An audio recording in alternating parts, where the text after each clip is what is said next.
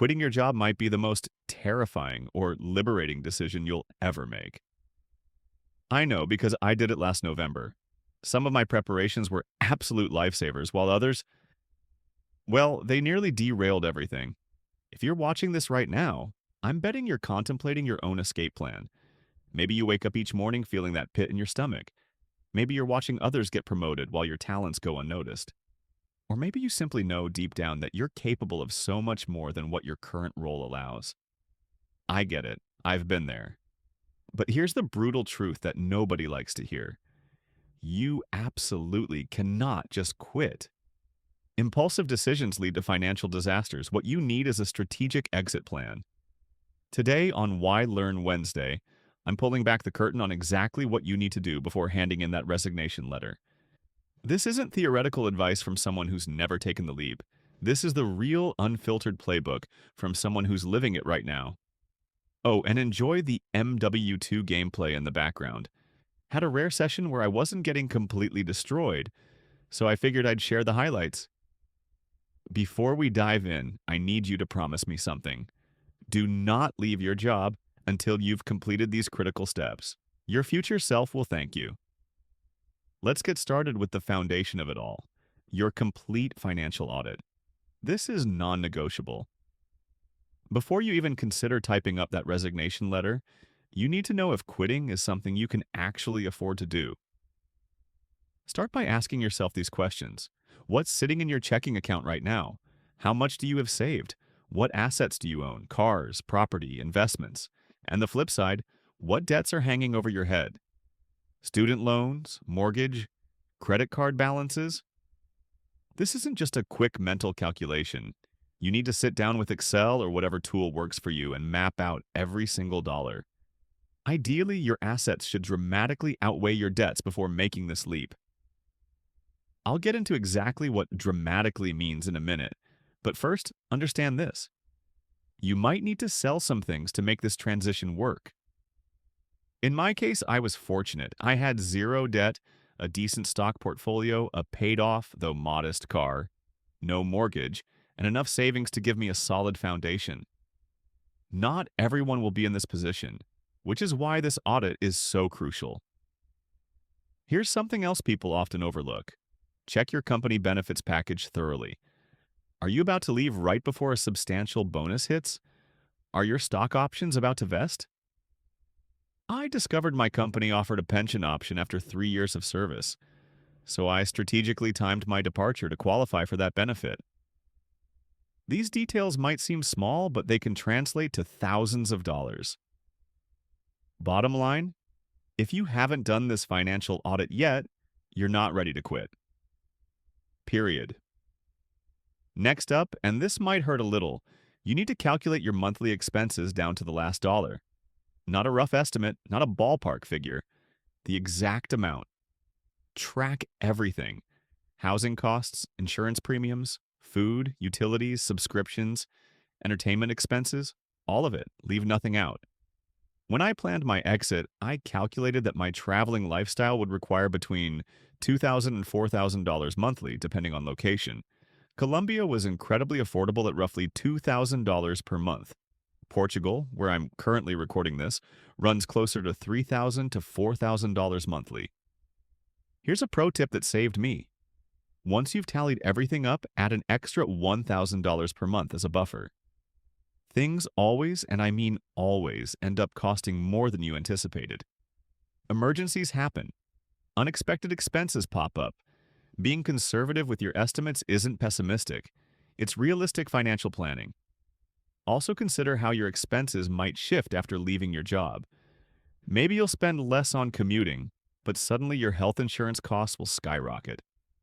We'll get to that nightmare in a bit. The point is, calculate what your post-employment budget actually looks like, not what you're spending now. Now comes the part nobody wants to hear. You've got to slash those unnecessary expenses.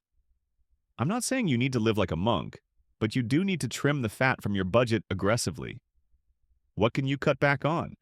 Alcohol and dining out are major budget drains. Those subscription services you barely use? Cancel them. That daily coffee habit?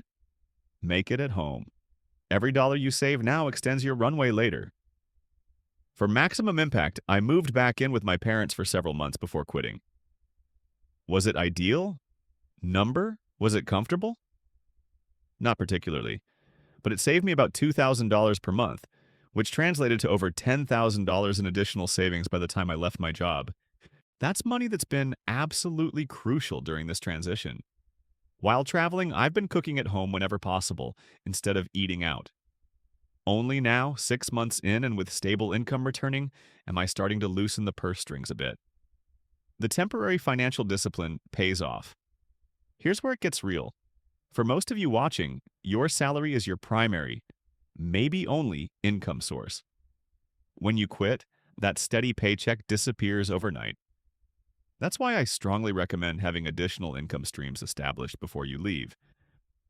In my case, I had dividend income from investments and YouTube AdSense revenue, providing about $1,000 to $1,500 monthly when I left. Is that enough to live on? Absolutely not. But it covered some expenses and provided psychological comfort, knowing that something was coming in. Consider freelancing your existing skills. I recently landed a 5-figure software development contract, doing essentially the same work I did in my former 9-to-5. The difference? I now set my own hours and rates. The hard truth is that your income will become wildly unpredictable. One month might be fantastic, the next terrifying. Just look at my YouTube earnings. They fluctuate dramatically. That's why you need either substantial savings or a concrete plan to generate income immediately after leaving. Before I continue, I want to mention that I can help you identify these additional income streams.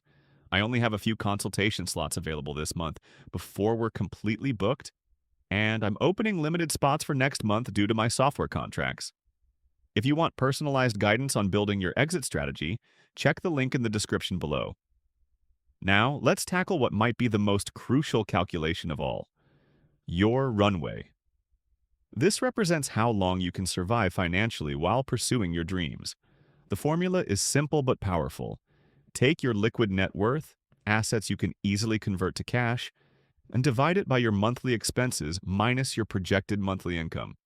For example, if you have $24,000 saved, expect $1,000 monthly income after quitting, but have $3,000 in monthly expenses, your runway is 12 months. You're burning through $2,000 each month. $3,000 in expenses minus $1,000 in income. So $24,000 divided by $2,000 equals 12 months. My professional recommendation: have at least 6 months of runway before leaving. This number is the difference between pursuing opportunities with focus versus panicking and taking the first job offer that comes along. Calculate this conservatively. Assume worst-case scenarios. A recession hits, your side hustle takes longer to generate income, or unexpected expenses arise. These situations happen more often than you'd think. What if you burn through cash faster than anticipated and suddenly need employment during a hiring freeze? I personally had years of runway available if needed. Though I was determined not to deplete my savings unnecessarily, even with that substantial cushion, it still took about 6 months before my income consistently exceeded my expenses. That's 6 months of watching my net worth decline, which is psychologically challenging even when you know it's temporary. Here's something I completely botched that you can learn from. And this is primarily for my American viewers, though everyone needs some version of this plan. You absolutely must figure out your health insurance situation before quitting. Most full-time positions offer health benefits that employers partially subsidize. Once you leave, that responsibility falls entirely on you. I made a costly mistake here, mostly out of convenience and laziness. I wanted to maintain my existing doctors and healthcare system, so I enrolled in COBRA, which allows you to continue your employer-sponsored coverage at full cost. For me, this meant about $600 monthly for a single person. I could have found substantially cheaper options through the healthcare.gov marketplace. If you're single, expect to pay $400 to $700 monthly for decent coverage. If you have a spouse or children, that figure increases significantly. If your spouse has employer-sponsored insurance, consider getting added to their plan. If you're under 26, your parents' plan might be an option. Whatever you do, don't overspend here like I did. Get adequate coverage, but shop around. The ACA website offers comparable plans at much better rates than Cobra in most cases. When you finally take the leap, prioritize these immediate actions. First, focus relentlessly on establishing reliable income streams. The longer your expenses exceed your income, the faster your runway disappears. Launch that YouTube channel, secure freelance work, start that online business, or develop a product to sell. The specifics don't matter as much as having a concrete plan for revenue generation. Second, create a personal accountability structure. Without a boss or colleague setting deadlines and expectations, it's frighteningly easy to drift into unproductive patterns. Develop a weekly schedule with specific goals and deliverables. Track your accomplishments. Maintain the discipline that made you valuable to employers in the first place. Third, and I cannot stress this enough, be conservative with your investments. This is not the time to gamble on speculative assets or get-rich-quick schemes. I'm not a financial advisor, but common sense dictates protecting your capital during this transition period. Move funds into safer vehicles because the absolute worst scenario is watching your safety net plummet 50% during a market downturn when you need that money for living expenses. Finally, prepare yourself mentally for the emotional roller coaster ahead. Your income will fluctuate wildly. Some days you'll feel like a genius for leaving the corporate world. Others you'll question every life decision you've ever made. Both reactions are normal. You have to embrace this uncertainty. Actually lean into it. Tell yourself you're going to prove the doubters wrong. Remind yourself why you made this choice in the first place.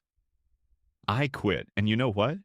It's exhilarating, it's challenging, it's terrifying, and yes, it's fun. Incredibly fun. I'm not exaggerating when I say that, but your confidence will swing from mountaintops to valleys. One day you'll feel unstoppable. The next, you'll be updating your resume and panic. That's just part of the journey. You're on a roller coaster now. Enjoy the ride.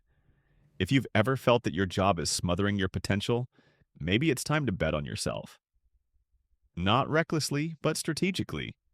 So much lies beyond your control in this process, so focus obsessively on what you can manage. These are my hard-earned insights for those serious about leaving their jobs successfully. I hope they serve you well on your own journey. If you found value in this, hit that subscribe button for more content on building financial freedom and independence. We'll catch you in the next one.